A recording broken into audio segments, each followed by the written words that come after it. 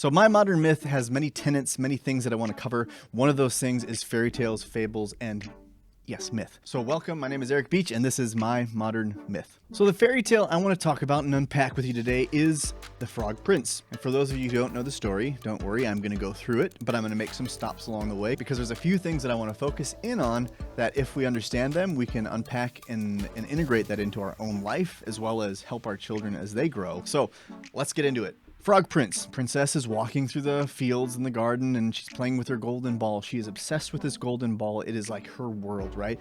And so she's throwing it into the air just higher and higher, just blissfully, really unaware that there's this well, which is basically a hole of water in the ground. She doesn't see it or doesn't care about, the dangers that it possesses because she's so focused on this ball. But at one point she throws it up too high, too far away, and it goes into the water. Gone. She looks into the water, it's too deep, too dark. She can't see the ball, so she is traumatized in this moment. She is wailing and weeping and just sitting on a rock, just bawling about her ball. And all of a sudden, a frog swims up from the depths and says, "Princess, why are you crying?" And she says, "Oh, my ball is down there. I'll lose it forever. It was my favorite thing. I'll do anything to get it back." And the frog's like, "I can swim real well, and I can go down there and get you that ball, but you have to do something for me."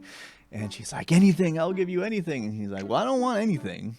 I just want companionship. So jewels, gems, I'll leave it." And she's like, "Companionship? What are you going to do? Follow me home? You're a frog." So she's like, "Yeah, I'll do that." But she really has no intention of following through on her promise. So the frog goes down, gets the ball, brings it up, and gives it to the princess. And what does she do? "Yay, I've got my ball. Ghost, I'm gone." So we're going to pause there because there's a lot to unpack and I'm not going to do it all. The golden ball is the one I want to focus on. And this well, water is the unconscious mind in a lot of story, and it is in this case too. But around this water, she's so focused on her golden ball, which is her dreams, her passions, her exuberant joy, whatever she wanted and hoped for in the future, and she drops it and loses it to the unconscious mind. What that process for us is growing up, we start to learn that who we are, what we want to be is not safe, it's not good because the world, the government, our parents, whoever it is, the church tells us it's not. Don't pursue this because it's not safe. Don't act this way because we already have a funny person in our group. We start modifying ourselves to fit in. So we've all lost this golden ball because we grow up in society. And last time I checked, society isn't perfect. And when we grow up, when we're adults, this is a compressed timeline, but when we become adults, we start to look for our golden ball because we missed it. We realize there's something missing in our life, and that could be the path that we should have pursued. It could be the voice we gave up in childhood through trauma. So it's any number of things, but we want it. We don't know we want it, but we know we're not happy where we are. So we look for it. And then whenever we look for our golden ball, there will be a guide that appears. In this case, it's a frog. And that frog says, "I will help you reclaim your golden ball if you do this for me." And when we go to a healing space, psychologist, I don't care what it is, we will say, "I'll do anything. I'll do anything if you help me get my ball back. If you help me grow and reintegrate who I am as a person so I can live a joy life." And then the frog swims down, gets us our golden ball, and we're like, "I have to stop drinking? No. I have to stop playing video games as much? No. I have to work out more? No. I have to eat better. I have to blah, blah, blah, blah, blah. All the things that I have to do are really hard and I don't want to do them. I have to give up comfort. I don't care what it is, but we find a place where we are involved, we are in the stream, and then all of a sudden we're like, whoop, that's too much." And then we run to the castle hoping the frog won't chase us down. But in this case, when we run away, the frog has found us at the castle, and the king, who is noble, who is the one who is going to make you fall through on your promises, answers the door when the frog knocks. The frog says, "Hey, your daughter made me a promise. I'm bringing her back her joy, and she said she would do anything for it, and she left me in the well, so hi, king." And the sad truth about that is when we go to a healing space and we experience some healing, we find that point where it's too much, and then we go back to our lives having healed, and we're good for a little while, but we always backslide to a place that we were once in torment. And fate will come knocking and say, "Hey, you remember that thing that you said you would do anything for? You still want it because you need it. You can't just run away." And the king said to his daughter, "Did you really promise him to do anything?" And she's like, "Well, yeah, but it's a frog. I don't want the frog in my house. And he said he wanted to be my friend." And the king's like, "You make good on your promise." Puts the frog on the table, just like the frog asked, said, "I want to eat with the princess." And then the princess says, "This is disgusting." "Well, you know what? Actually, princess, I want to eat off your plate." And the princess says, "Absolutely not." And the king says, "You honor your promises." Puts it right on the plate, and then the frog's eating off her plate, and she's disgusted. After he finishes, there's one more request. And what's that request? I want to sleep in your bed, princess. Not like I'll do anything weird. I just want to sleep in it, you know? And so she takes him up after much protest and sets him not in the bed, but somewhere bed adjacent, the night table. That's good enough, right? I'm not doing all of the work I need to heal. I'm just skirting around it. I'm not really going to invest in this journey because then I might actually have to change, and that's really painful. So you sit on my dresser. It's close enough to the bed, what you asked for, okay? I'm going to go to sleep. Well, the frog keeps waking her up. I want to be in your bed. I want to be in your bed. I said the bed. I said the bed. I said the bed.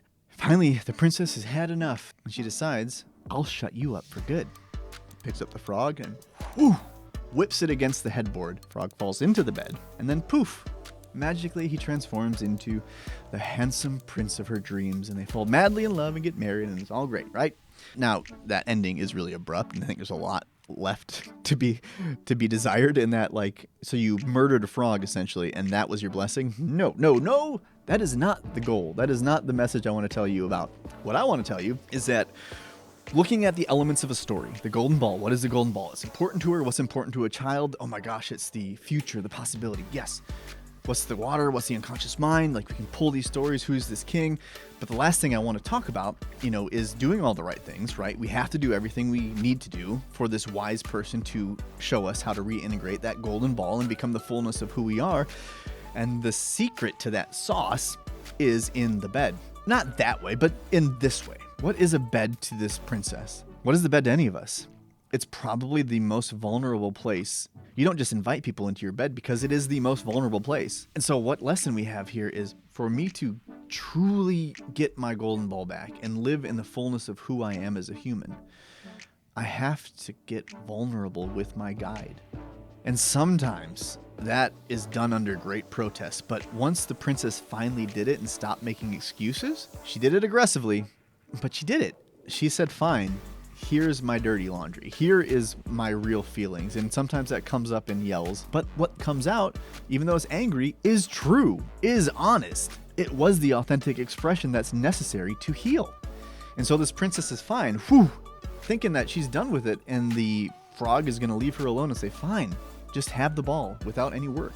But that's not what happened. He became a prince, and she found the fullness of who she was when she finally did everything that this frog had told her to do, making good on her promise. So this story is a beautiful metaphor for losing something in childhood and the work that it takes to get it back and the necessity of getting it back. It is vital for us to figure out what that golden ball that we lost in childhood is and how we can reintegrate it into our lives. Some people might find it through racing. It's the adrenaline rush of being a child and running through the parks, not caring about injury. It could be drawing and just connecting to art in some way, going to museums and studying art and appreciating it. Like, it might not be the thing that we're supposed to do with our whole life, but finding a way to reconnect with it, finding out that nature is our calling, like to get out and be in nature, to just authentically express yourself. The freedom to not care about what others think is a golden ball. Like, these are foundational elements, and if we do the work, if we find someone who is willing to give us the elder wisdom that allows us to go through this hero's journey and rediscover who we are and reclaim our golden ball, throwing that frog against the wall, we too might end up with a prince in our bed. I don't know if I like that example. We too might end up finding the fullness of who we are that is foundationally significant. So when the world comes at us and does not accept us, you will find people who will, but there will be many that don't. And when they hurl insults, when they try to change you because your change scares them, you will stand on solid ground because you will know who you are. And that is the vitality that surges through this story of the Frog Prince. Is she only found her happiness once she followed through on her promises, once she got vulnerable and listened to the guidance of what this frog was asking for. Her dreams came true, and it was after receiving the golden ball back, but she had to do the work to fully integrate what that golden ball was. So I hope that you will find your golden ball and start to find ways today that you can reintegrate it, even in small ways, because that is the start of a hero's journey. That is your call to adventure, just like every great story happens. And we are using our minds and our bodies to write the best life story possible, right? Because those are the only three things we own in this life. So let's start using fairy tales, fables, myths, and other stories to start empowering ourselves in this way. And until next time, journey well, my friends.